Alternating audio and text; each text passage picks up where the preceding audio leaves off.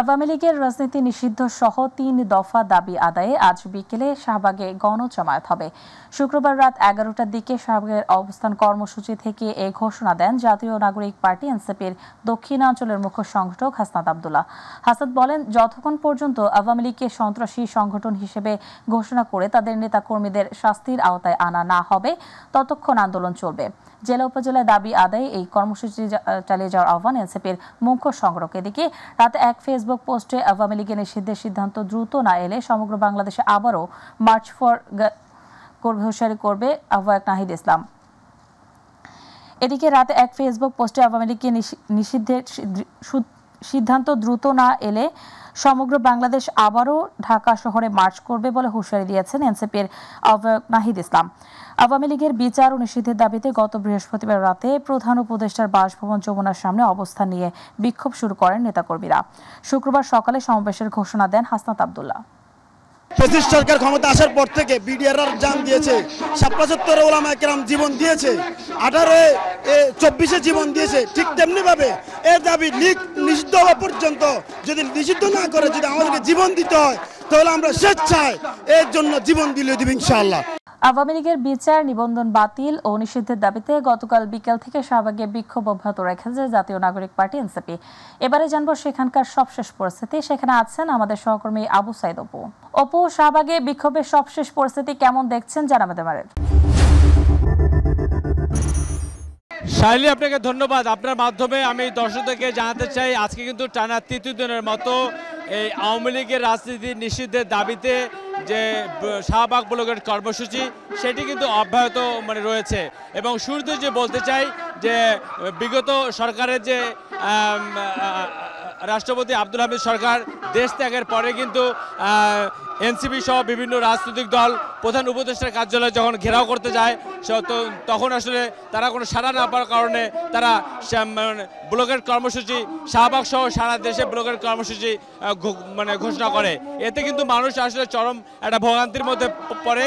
তবে তাদের কথা, যতক্ষণ না আওয়ামী লীগের রাজনীতি নিষিদ্ধ করা হবে এবং এই ফ্যাসিস্ট আওয়ামী লীগ যেভাবে গণহত্যা, গুম এবং আয়নাঘর সাজিয়ে এই দেশটাকে অস্থিতিশীল করার প্রস্তুতি করেছিল, তাদের ক্ষেত্রে যেন একটা কঠিন সিদ্ধান্ত নেওয়া হয় এবং 24 আগস্টের যে 24 সালের যে 5ই আগস্ট যে গণহত্যা হয়েছে সেই গণহত্যার যে মদতপুষ্ট ছিলেন এবং তাকে যেন বাংলাদেশে নিয়ে বিচার করা হয় সেটি তারা আসলে বারবার দাবি করছেন। এবং গতকালকে কিন্তু হাসনাত আব্দুল্লাহ তার যে আমাদের এনসিপির যে মুখ্য সমন্বয়ক যে দক্ষিণাঞ্চলের, তিনি কিন্তু আসলে বার্তা দিয়েছেন যে শুধু শাহবাগে ব্লকের কর্মসূচি হবে এবং সারা দেশে বিক্ষোভ কর্মসূচি পালন করা হবে যাতে করে কোনো প্রকার সাধারণ মানুষের ভোগান্তি না হয়। সেই ধারাবাহিকতা কিন্তু আজকে সকাল থেকে বিভিন্ন রাজনৈতিক দল, এনসিপি সহ অন্যান্য বিভিন্ন রাজনৈতিক দল আস্তে আস্তে জড়ো হচ্ছে এবং মূলত বিকেল 3টা থেকে আসলে এই কর্মসূচিটি আসলে পূর্ণাঙ্গরূপে চালু হবে। তারপরেও এখানে সবার একটাই কথা যে আওয়ামী লীগের রাজনীতি নিষিদ্ধ না করা পর্যন্ত তারা এই রাজপথ ছাড়বে না। এতে যদি তাদের যদি প্রাণের সংখ্যাও আসে সেই সংখ্যাও তারা মোকাবেলা করে এই জায়গাটিকে তারা প্রতিষ্ঠিত করবেন যাতে করে ফ্যাসিবাদী কোনো সরকার এই রাজনীতিতে অংশগ্রহণ করতে না পারে বা তারা কোনো বাংলাদেশে কোনো পুনর্বাসিত করতে না পারে। আপনার কাছে একটা বিষয় আমরা জানতে চাই, একজন নাগরিক হিসেবে আপনি এখানে এসেছেন যে আওয়ামী লীগ রাজনীতির নিষিদ্ধের বিষয়ে, সেই বিষয়টি নিয়ে আপনার নগরবাসী হিসেবে একজন ভোটার হিসেবে আপনার অভিজ্ঞতা আসলে কি বলবেন আপনি? আসসালামু আলাইকুম।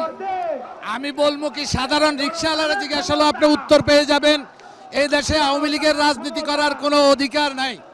আওয়ামী লীগ এই গত কয় মাস আগে এখনো অনেক রুগী আছে হসপিটালে যারা মৃত্যুর সাথে পাঞ্জা লড়ছে। সেই 71-এর যুদ্ধ এখনো পর্যন্ত মুক্তিযোদ্ধাদেরকে আমরা সম্মান করি।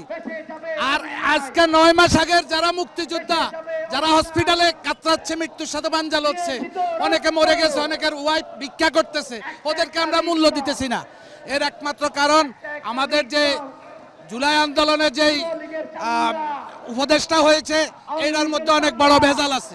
এই উপদেষ্টা মণ্ডলী সঠিক হয় নাই। আমাদের পিনাকি ভট্টাচার্য, ইলিয়াস হোসেন এদেরকে এদেশে আনতে হবে, এনে এদেরকে বড় বড় দায়িত্ব দিয়ে এদেশকে সঠিক অবস্থানে আনতে হবে। ওরা দেশপ্রেমিক। আপনি শুনছিলেন একটা বিষয় যে শুধু আওয়ামী লীগের রাজনীতি নিষিদ্ধ করলে হবে না। মে মাসেই কিন্তু আসলে যে শাপলা চত্বরে যে ঘটনাটি ঘটেছিল, নির্বিচারে যেসব আসলে মাদ্রাসার শিক্ষার্থীদের হত্যা করা হয়েছিল, সেই বিচারের সাথে যে গণ অভ্যুত্থান হয়েছে 5 আগস্ট, যারা নিহত হয়েছেন, যারা আহত হয়েছেন, তাদের আসলে বিচার যেন মানে করে এবং যাদের মদত ছিল পেছনে তাদের জন্য বিচার হয়, সেই দাবিতে তারা অবস্থান নিয়েছেন। তবে কোনো আপোষ নয় একটা জায়গায়, সেটা হচ্ছে আওয়ামী লীগের রাজনীতি নিষিদ্ধ করতে হবে এবং নিষিদ্ধ যতক্ষণ না করা হবে ততক্ষণ পর্যন্ত তাদের এই কর্মসূচি চলমান থাকবে। আসলে এটাই ছিল আমার কাছে সর্বশেষ। আমরা হয়তো পরবর্তী সংবাদে যুক্ত হয়ে জানাতে পারবো যে বিস্তারিত মানে এখানকার যে কর্মসূচি আসলে কিভাবে তারা পরিপালন করবেন এবং পরবর্তীতে কি কর্মসূচি ডাক আসবে। চলি অপু, আপনাকে ধন্যবাদ। দর্শক, আমাদের সাথে যুক্ত ছিলেন আমাদের সহকর্মী আবু সাইদ অপু, জানাচ্ছিলেন শাহবাগ থেকে সেখানকার সবশেষ পরিস্থিতি। চলে যাচ্ছি পরবর্তী সংবাদে। ডাকসু নির্বাচনের জন্য এই মাসেই কমিশন গঠন ও ভোটার তালিকা চূড়ান্ত করা হবে। নির্বাচনের অগ্রগতির বিষয়ে গণমাধ্যমে পাঠানো এক টাইমলাইনে এমন তথ্য জানায় ঢাকা বিশ্ববিদ্যালয় কর্তৃপক্ষ। যদিও সুষ্ঠু পরিবেশ বজায় রেখে শিক্ষার্থী বান্ধব ক্যাম্পাস গড়তে ছাত্র সংসদের বিকল্প নেই বলে মত শিক্ষার্থীদের, তবে এখনও চূড়ান্ত হয়নি ভোটের তারিখ। তবে অতীতের মতো বিতর্কিত কোনো নির্বাচন চান না তারা। বিস্তারিত দেখুন শিমুল খানের রিপোর্টে। বাংলাদেশের গণতান্ত্রিক আন্দোলনের অন্যতম সূতিকাগার ঢাকা বিশ্ববিদ্যালয়। 52 ভাষা আন্দোলন, 69-এর গণ অভ্যুত্থান, 71-এর মহান মুক্তিযুদ্ধ, 90-এর স্বৈরাচার বিরোধী আন্দোলন, 24-এর ফ্যাসিবাদ বিরোধী আন্দোলন, দাবি আদায়ের সব আন্দোলনেই সামনে থেকে নেতৃত্ব দিয়েছে এই বিশ্ববিদ্যালয়ের শিক্ষার্থীরা। কিন্তু নিয়মিত নির্বাচন না হওয়ায় এই বিশ্ববিদ্যালয়ের শিক্ষার্থীদের দাবি আদায়ে ভূমিকা রাখতে পারছে না ছাত্র সংসদ। স্টুডেন্টরা যারা আছি আমরা বর্তমানে, তাদের সবার একটা কাম্য যে আমরা একটা নির্বাচনের মাধ্যমে সঠিক প্রার্থীদেরকে খুঁজে পাবো বা আমাদের ক্যাম্পাসের একটা সুষ্ঠু পরিবেশ বজায় থাকবে, সেই হিসাবে আমরা অতি সত্বর একটা সুষ্ঠু নির্বাচন চাচ্ছি। গেল 15 বছরে ছাত্রলীগের দখলদারিত্ব মুক্ত হয়ে 5 আগস্ট পরবর্তী সময় সহ অবস্থান বিরাজ করছে ছাত্র সংগঠনগুলোর মধ্যে। তাই ছাত্র সংসদ নির্বাচনের দাবি ওঠে জোরে সোরে। যদিও এখনই ডাকসু নির্বাচনের উপযুক্ত সময় কিনা তা নিয়ে ক্রিয়াশীল ছাত্র সংগঠনগুলোর মধ্যে মতপার্থক্য রয়েছে। 2019 সালে ডাকসু নির্বাচন হয়েছিল এবং সেই নির্বাচনে আমাদের যে আকাঙ্ক্ষা ছিল, শিক্ষার্থীদের যে প্রতিনিধিত্ব আসার কথা ছিল, আমাদের যে ভোটের অধিকার থাকার কথা ছিল, সেটা আমরা পাইনি এবং শিক্ষার্থীদের স্বপ্নভঙ্গ হয়েছে। আমাদের ঢাকা বিশ্ববিদ্যালয় প্রশাসন ইতিমধ্যে আমাদেরকে জানিয়েছে ঢাকা বিশ্ববিদ্যালয়ে যারা নিয়মিত শিক্ষার্থী তাদের মধ্যে আসলে কারা ডাকসু চায়। তো সেই জরিপের মধ্যে আমরা দেখেছি প্রায় 96% শিক্ষার্থী হচ্ছে যে কোনো মূল্যে অতি দ্রুত ডাকসু কার্যকর চায়। তবে সুষ্ঠু পরিবেশ বজায় রেখে শিক্ষার্থী বান্ধব ক্যাম্পাস গড়তে ছাত্র সংগঠনের ভূমিকার বিকল্প নেই বলে একমত সকল ছাত্র সংগঠনের। বাংলাদেশের সকল ক্রিয়াশীল ছাত্র সংগঠন সাধারণ শিক্ষার্থীদের জন্য যদি মঙ্গলজনক হতে হবে এবং সেই পদক্ষেপগুলো সাধারণ শিক্ষার্থী ছাত্র সংগঠনগুলোর জন্য যদি আশীর্বাদ না হয়, তাহলে সেই ডাকসু তো খুব বেশি কল্যাণকর বা ইতিবাচক হবে না। মেয়ের ভিতরেই ডাকসুর যে সুনির্দিষ্ট টাইম ফ্রেম সেটা ঘোষণা করতে হবে। আমরা দেখেছি যে আমাদের মাননীয় প্রক্টর মহোদয় উনি বলেছেন যে মেয়ের শেষ সপ্তাহেই ফার্স্ট প্রায়োরিটি। তবে আমরা মনে করি যে যারা নির্বাচনে অংশগ্রহণ করবেন তারা যদি মনে করেন আরও একটু সময় চান, আমরা মনে করি যে হ্যাঁ, জুন পর্যন্ত সময় দেওয়া যেতে পারে। দেশের সব গণতান্ত্রিক আন্দোলনের সূতিকাগার হিসেবে কাজ করেছে ডাকসুর নেতৃত্ব। দীর্ঘ 6 বছর পর আবারও গুঞ্জন উঠেছে ডাকসুর নির্বাচন নিয়ে। শিক্ষার্থীরা বলছেন গঠনতন্ত্র ঠিক রেখে অবাধ ও সুষ্ঠু নির্বাচনের মাধ্যমে দাবি আদায়ের নেতা নির্বাচিত করতে চান তারা। শিমুল খান, মাই টিভি, ঢাকা।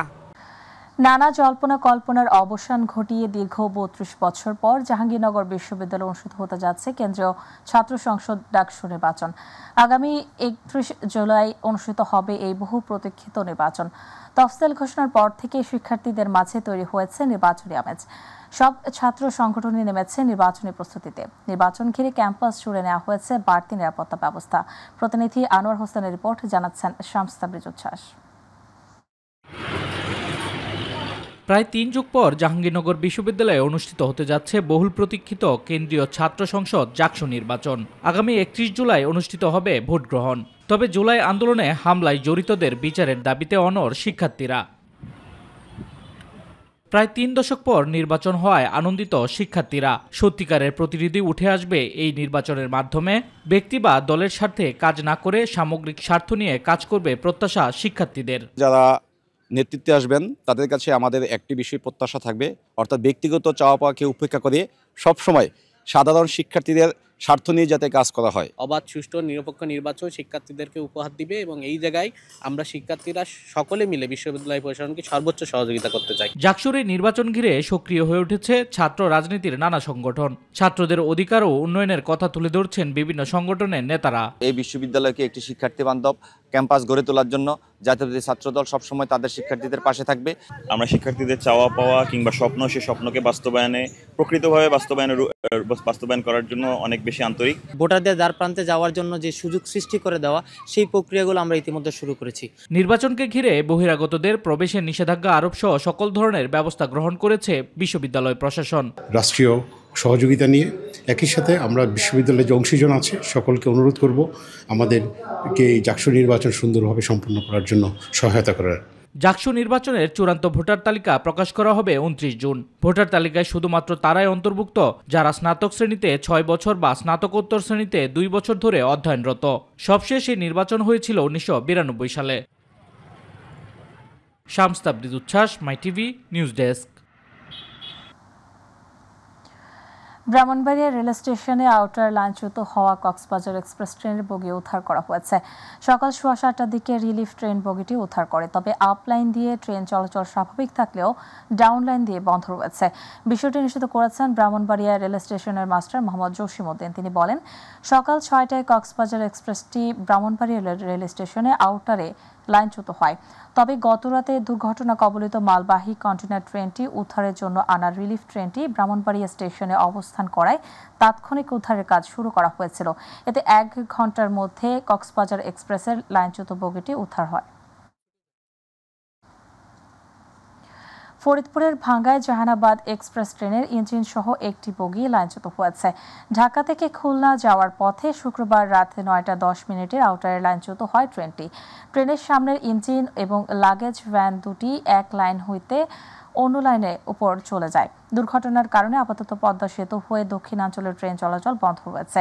রেল স্বাভাবিক করতে রাতেই রাজবাড়ী ও ঢাকা থেকে দুটি উদ্ধারকারী ট্রেন এসে লাইনচ্যুত ট্রেনটি সরানোর চেষ্টা করে।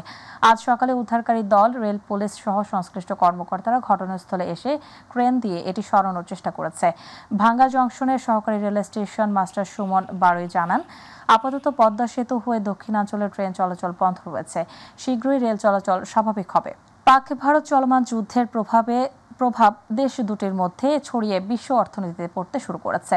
এর মধ্যে দক্ষিণ এশিয়ার পুঁজি বাজারে অস্থিরতা দেখা দিয়েছে। টান পড়েছে বিভিন্ন পণ্যের সাপ্লাই চেইনে। বাংলাদেশেও এই প্রভাব থেকে মুক্ত হতে পারবেন না বলে জানিয়েছে বিশেষজ্ঞরা। যুদ্ধের পরিধি বাড়লে কি পদক্ষেপ নেওয়া হবে তার প্রস্তুতি নেওয়ার পরামর্শ দিয়েছেন তারা। বিস্তারিত দেখুন আফজাল খানের রিপোর্টে। মঙ্গলবার রাতে পাকিস্তানের মাটিতে 9টি ক্ষেপণাস্ত্র হামলা চালিয়ে আনুষ্ঠানিকভাবে যুদ্ধ শুরু করে ভারত। এর পরপরই পাল্টা হামলা শুরু করে পাকিস্তান। চিরবৈরী দুই দেশের এই যুদ্ধাবস্থা ও উত্তেজনা কোনো মতেই থামছে না। ভারত ও পাকিস্তানের মধ্যে উদ্ভূত সামরিক উত্তেজনার সরাসরি প্রভাব পড়েছে বাংলাদেশের পুঁজিবাজারে। এছাড়া ভারত ও পাকিস্তানের পুঁজিবাজারেও তীব্র অস্থিরতা দেখা দিয়েছে। লেনদেন কমেছে উল্লেখযোগ্য হারে। এমন পরিস্থিতিতে বাংলাদেশকে নিরপেক্ষ অবস্থান ধরে রেখে সঠিক অর্থনৈতিক পরিকল্পনা নেওয়ার আহ্বান জানিয়েছেন বিশ্লেষকরা। ভারত পাকিস্তানের বাইরে গিয়ে আমদানি রপ্তানির নতুন বাজার খোঁজার পরামর্শ দিয়েছেন তারা। পারমাণবিক শক্তিধর প্রতিবেশী যখন নাকি একটা বৈরী একটা পরিস্থিতির মধ্যে চলে যায় এবং যুদ্ধাবস্থায় চলে যায়, তখন তো আমাদের মতো দেশের উপরে তার একটা প্রভাব পড়বেই। বিকল্প কোনো উৎস থেকে আনতে হয় কিনা সেটা সম্বন্ধেও তারা বাজার অনুসন্ধান করতে পারেন। ভারত পাকিস্তান যুদ্ধের কারণে ইতিমধ্যেই পুরো যে দক্ষিণ এশিয়ার সাপ্লাই চেইন সেটা কিন্তু ডিসরাপ্টেড হয়ে গেছে এবং এই মুহূর্তে যে টেনশন চলছে এবং যুদ্ধকে ঘিরে যে ধরনের অস্থিরতা, ঝুঁকি, সেগুলো ইতিমধ্যে বাংলাদেশের যে বাণিজ্য, পুরো দক্ষিণ এশিয়ার সাথে যে বাণিজ্য সেটাকে ইতিমধ্যে ব্যাহত করছে এখন এই জায়গায় আমি মনে করি যে এই শর্ট টার্মে কিছু অন্তত সোর্সিং বাইরে থেকে করতে হবে, বিশেষ করে আমাদের পার্শ্ববর্তী দেশ যে চীন আছে।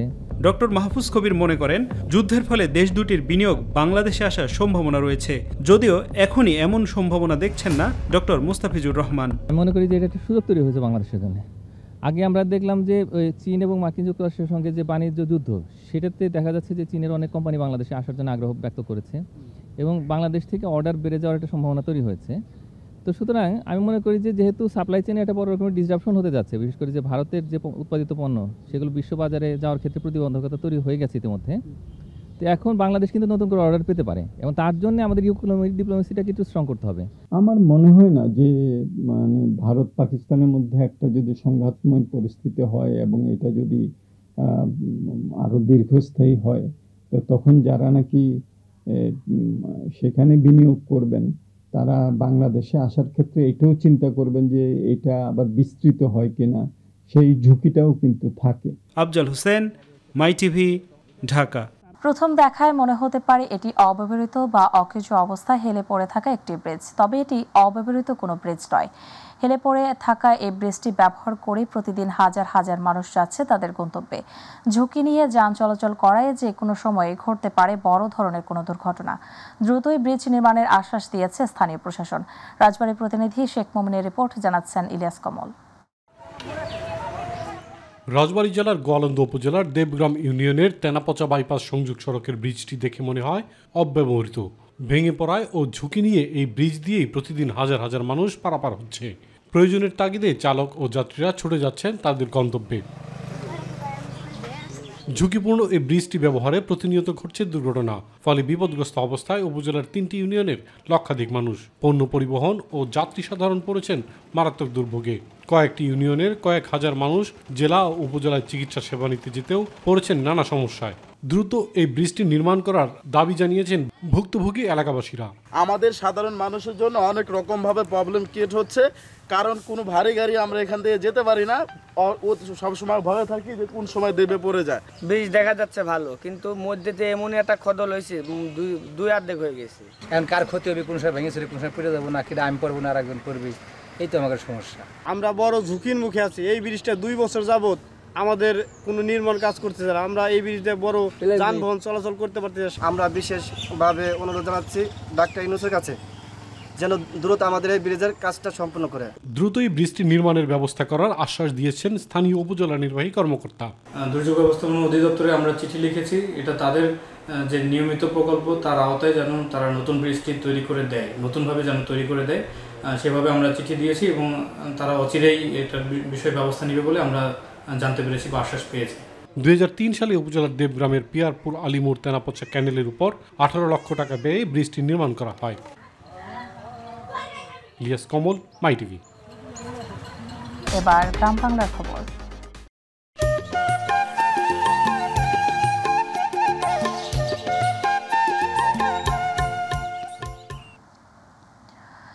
আশুলিয়ার চাঞ্চল্যকর রুবেল মণ্ডল হত্যাকাণ্ডের অন্যতম মূল হোতা আমজাদ মণ্ডল এবং তার এক সহযোগী জুয়েল মাদবরকে গ্রেপ্তার করেছে র্যাব। শুক্রবার র্যাব 4 CPC 2 নবীনগর ক্যাম্পের কোম্পানি কমান্ডার মেজর জালিস মাহমুদ খান বিষয়টি নিশ্চিত করেন। এর আগে ঢাকার ধামরাই উপজেলাধীন কালামপুর এলাকায় অভিযান চালিয়ে তাদের গ্রেপ্তার করা হয়। র্যাব জানায় ভিকটিমের সাথে মাছের ঘের সংক্রান্ত বিরোধের জের ধরে বিবাদ শুরু হয়।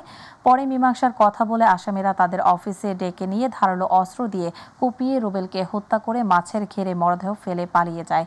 পরে নিহতের স্ত্রী বাদী হয়ে আশুলিয়া থানায় একটি হত্যা মামলা দায়ের করলে অভিযান চালিয়ে তাদের গ্রেপ্তার করা হয়। ছাত্র গণ অভ্যুত্থানে শেখ হাসিনা পালিয়ে যাওয়ায় দেশের রাজনীতিতে গুণগত পরিবর্তন এসেছে বলে মন্তব্য করেছেন বিএনপির স্থায়ী কমিটির সদস্য আমির খসরু মাহমুদ চৌধুরী।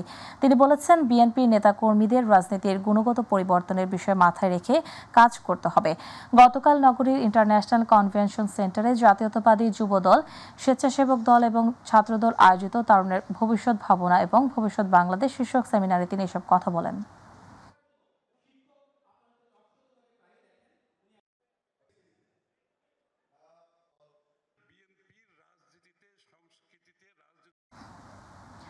অ্যাটর্নি জেনারেল আসাদুজ্জামান বলেছেন, আওয়ামী লীগ নিষিদ্ধ করার ক্ষমতা সরকারের হাতেই আছে। বিদ্যমান আইনেই নিষিদ্ধ করা সম্ভব। 1974 সালে শেখ মুজিবুর রহমানের করা আইনের 19 ধারায় বিষয়টি স্পষ্ট করা আছে। শুক্রবার ঝিনাইদহের শৈলকুপায় বণিক সমিতি আয়োজিত মতবিনিময় সভায় এসব কথা বলেন অ্যাটর্নি জেনারেল।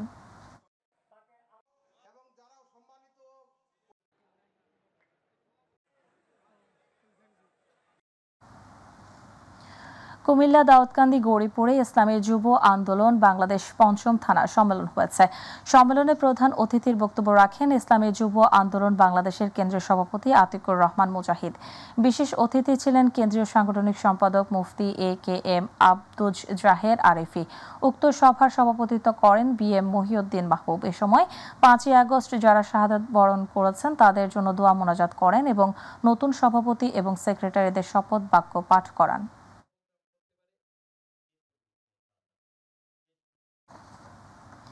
কুষ্টিয়ার কুমারখালীতে আওয়ামী লীগ নিষিদ্ধকরণে আলোচনা ও পথসভা করেছেন বাংলাদেশ গণ অধিকার পরিষদ। শুক্রবার কুমারখালী উপজেলার গণ অধিকার পরিষদের আয়োজনে এ কর্মসূচি পালিত হয়। কর্মসূচি শেষে কুমারখালী বাসস্ট্যান্ড সংলগ্ন খন্দকার সুপারমার্কেটে গণ অধিকার পরিষদের কার্যালয় উদ্বোধন করা হয়। পরে এক আলোচনা সভায় কুষ্টিয়া জেলা গণ অধিকার পরিষদের ভারপ্রাপ্ত সভাপতি রাশিদুজ্জামানের সভাপতিত্বে প্রধান অতিথি ছিলেন বাংলাদেশ যুব অধিকার পরিষদ কেন্দ্রীয় সংসদের সহসভাপতি শাকিল আহমেদ তিয়াস। প্রধান বক্তা ছিলেন কুষ্টিয়া জেলা গণ অধিকার পরিষদের সাধারণ সম্পাদক আব্দুল খালেক।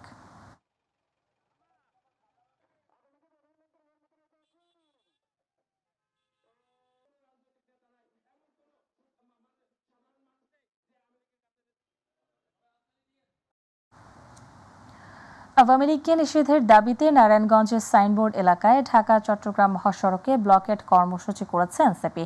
শুক্রবার রাতে 2 ঘণ্টা মহাসড়কের সাইনবোর্ড এলাকায় অবস্থান নিয়ে বিক্ষোভকারীরা ব্লকেট কর্মসূচি পালন করেন। এতে করে ঢাকা সিলেট ও ঢাকা চট্টগ্রাম মহাসড়কে 10 কিলোমিটার দীর্ঘ যানজটের সৃষ্টি হয়। বিক্ষোভকারীদের সঙ্গে যোগ দেন জাতীয় নাগরিক পার্টি এনসিপির কেন্দ্রীয় কমিটির কয়েকজন সদস্য সহ স্থানীয় নেতারা উপস্থিত ছিলেন। পরে সিদ্ধিরগঞ্জ থানা ও ফতুল্লা থানার ওসি ঘটনাস্থলে গিয়ে বোঝানোর পর তারা সড়ক ছেড়ে দেন।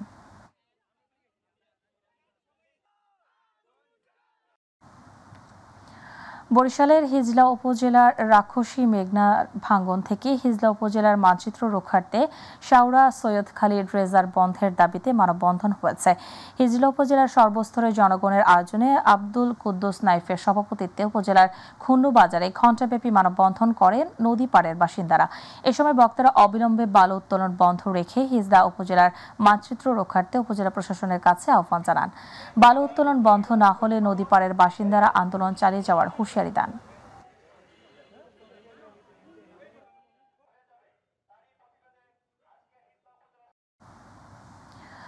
আমেরিকার ফ্লোরিডায় বসবাসরত মনিকা ইসলাম খাদিজার হত্যাকারীদের ফাঁসির দাবিতে গাজীপুরের টঙ্গীতে মানববন্ধন ও বিক্ষোভ মিছিল করেছে নিহতের পরিবার ও এলাকাবাসী। গতকাল ঢাকা ময়মনসিংহ মহাসড়কে গাজীপুরা বাসস্ট্যান্ড এলাকায় তারা মানববন্ধন করেন। ঘণ্টাব্যাপী মানববন্ধনে নিহতের পরিবার জানান, নিহতের স্বামী রাশেদুল ইসলাম সোহেল এবং দেবর শহীদুল ইসলাম সহ পরিবারের অন্যরা সদস্যরা পরিকল্পিতভাবে এই হত্যাকাণ্ড ঘটায়। হত্যাকাণ্ডের মূল আসামি এখনও প্রশাসনের ধরাছোঁয়ার বাইরে। এমনকি নিহতের পরিবারের অন্যান্য সদস্যদের নানাভাবে হুমকি এবং ভয় ভীতি দেখাচ্ছে তারা। তাই দ্রুত আসামিদের আইনের আওতায় এনে দৃষ্টান্তমূলক শাস্তির দাবি করেছেন নিহতের পরিবার ও এলাকাবাসী।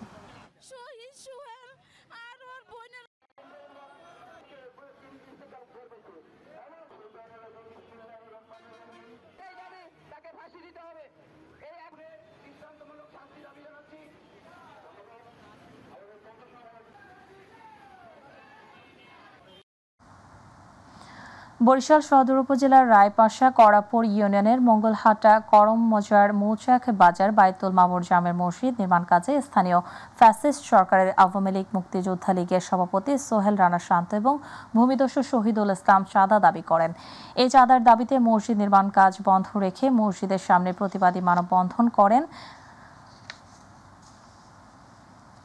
স্থানীয়রা। করাপুর ইউনিয়নের সাবেক ভারপ্রাপ্ত সভাপতি মনিরুজ্জামানের সভাপতিত্বে মানববন্ধনে মৌচাক বাজার বাইতুল মামুর মসজিদে সভাপতিত্ব করেন তৈয়ব আলী খলিফা, সাধারণ সম্পাদক আরিফুল ইসলাম সুমন, সহসভাপতি আব্দুর রাজ্জাক খান সহ মসজিদের কয়েকশত মুসল্লিগণ উপস্থিত ছিলেন।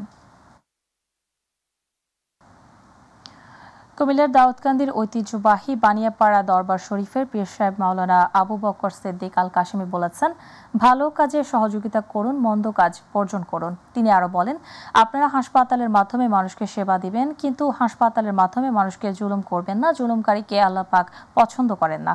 শুক্রবার কুমিল্লা দাউদকান্দির গরিপুর উত্তর পেন্নায় আল নূর ডায়াগনস্টিক অ্যান্ড হসপিটাল উদ্বোধনকালে দোয়া মাহফিলে তিনি এই কথা বলেন।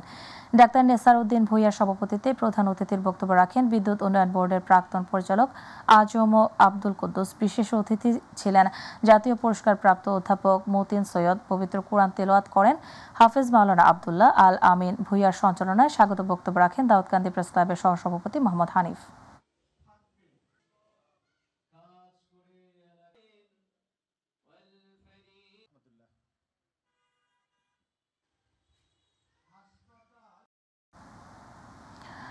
সন্ত্রাসী সংগঠন হিসেবে আওয়ামী লীগ নিষিদ্ধকরণ এবং গণহত্যাকারীদের বিচার দাবিতে জাতীয় নাগরিক পার্টি এনসিপির আহ্বানে শুক্রবার চট্টগ্রামে বিক্ষোভ ও সড়ক অবরোধ করেছেন বৈষম্য বিরোধী ছাত্র আন্দোলন ও মহানগরের নেতাকর্মীরা। তারা প্রথমে ১৬ শহর রেল স্টেশনে বিক্ষোভ সমাবেশ করেন। এরপর সেখান থেকে মিছিল নিয়ে নগরীর ২ নম্বর গেট মোড়ে গিয়ে তারা রাস্তা অবরোধ করে স্লোগান দেন। এ সময় বক্তব্য রাখেন চট্টগ্রাম মহানগর বৈষম্য বিরোধী ছাত্র আন্দোলন চট্টগ্রাম মহানগরের সদস্য সচিব নিজামুদ্দিন, আহ্বায়ক আরিফ মনিউদ্দিন, মুখপাত্র ফাতেমা খানম লিজা, সংগ্রাহক সাজ্জাদ সহ অন্যান্যরা।